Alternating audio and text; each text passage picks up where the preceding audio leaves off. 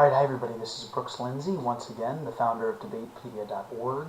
I wanted to continue to walk you through some of the pro and con arguments on Debatepedia's article on the Supreme Court's ruling on January 21st, 2010 on the Citizens United versus Federal Election Commission case. They ruled, of course, in favor of unlimited spending by corporations, unions, and advocacy groups on campaign ads and other election materials. And one of the sub-arguments in this debate is on associations and the free right to associate and the connection of that with the right to free speech. And the argument submitted by Antonin Scalia was that spending limits infringe free speech in associations. So he said about Justice John Paul Stevens' dissent that it was in splendid isolation from the text of the First Amendment. It never shows why the freedom of speech that was the right of Englishmen did not include the freedom to speak in association with other individuals, including association in the corporate form. So he's saying that the right to free speech extends to associations, and then obviously argues that a corporation is an association. But the problem with this argument, and this is documented on Debatepedia, is that an employee in a corporation is not freely associating with the argument that might be made by the corporation that's funding an advertisement and so forth. So the CEO is deciding to fund a certain ad that might make a certain case against a certain candidate, but the employee himself, who actually helps produce the value and the money that goes into the profits that then the CEO spends on that campaign ad, that employee has no say. So to say that that employee is freely associating and somehow then freely associating with that speech that's coming out in the form of that campaign ad is obviously not the case. So I think this argument on Antonin Scalia's part is really bad. I'm going to continue here. In general, on the democracy front, is this decision good for democracy and so forth? You know, the argument put forward by the Supreme Court and others is that, you know, it's good for free speech and that, you know, more voices the better, that it kind of fosters a more robust public debate, and that, of course, corporations are part of the citizenry, a part of the general nature of a democracy, and that they have a voice as well, and so they should be able to voice themselves, and that it's ridiculous if they can't. So there's definitely some, I think, legitimacy to that argument. The problem is that there is a certain reality in campaign spending that conflicts with, that just conflicts with the general aims of democracy. So the argument here on Debatepedia is unlimited spending allows special interests to dominate elections. So if we read President Barack Obama's address at the State of the Union, this was January 24, 2010, he says, quote, "With its ruling today, the Supreme Court has given a green light to a new stampede of special interest money in our politics. It is a major victory for big oil, Wall Street banks, health insurance companies, and the other powerful interests that marshal their power every day in Washington to drown out the voices of everyday Americans. This ruling gives the special interests and their lobbyists even more power in Washington while undermining the influence of average Americans who make small contributions to support the preferred candidates." So the idea here is obviously that the more money that is involved here with corporations being spend without limits, the more they're going to be able to dominate elections, the more they're going to be able to basically price out the average citizen. And what this means is that obviously the average citizen doesn't have a lot of money to spend.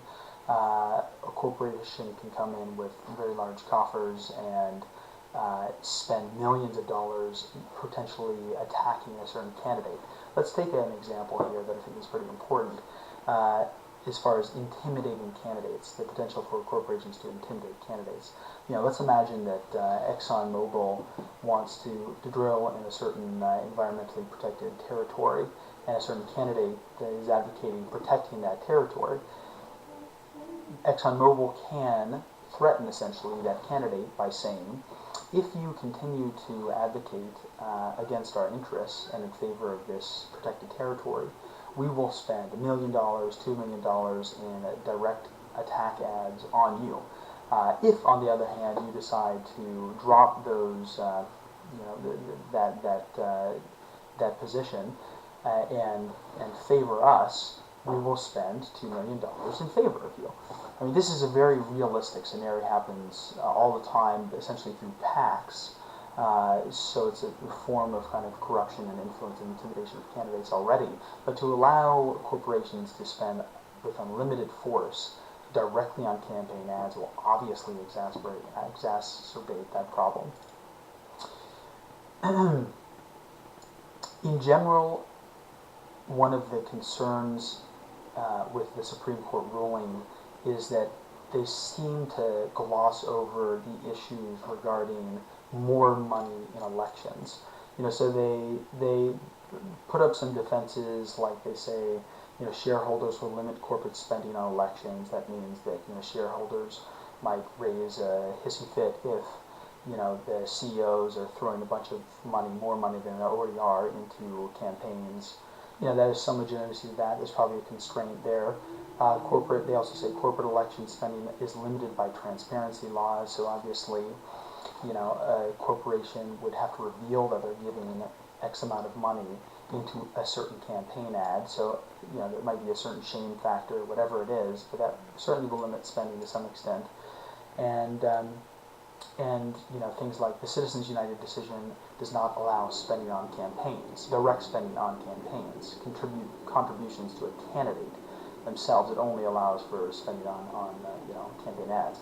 So yes, certainly there are limits to the extent to which a corporation can spend a lot of money on a campaign ad or on a just election ad. But there is no doubting the fact that this decision will increase the amount of corporate money being spent in elections on these campaign ads and so forth. To doubt that would be absolutely ludicrous. Obviously, if you lift the cap, lift the limit, rules against corporate spending, many are going to increase it if it's in their interests, which in many cases it certainly is. So the problem is that any increase in corporate spending is certainly not good for democracy in the sense that it tends to increase corruption, increase candidate intimidation, drown out the voices of average citizens because they can't produce as much money to propagate a certain campaign ad that they have and so forth. It has these certain effects.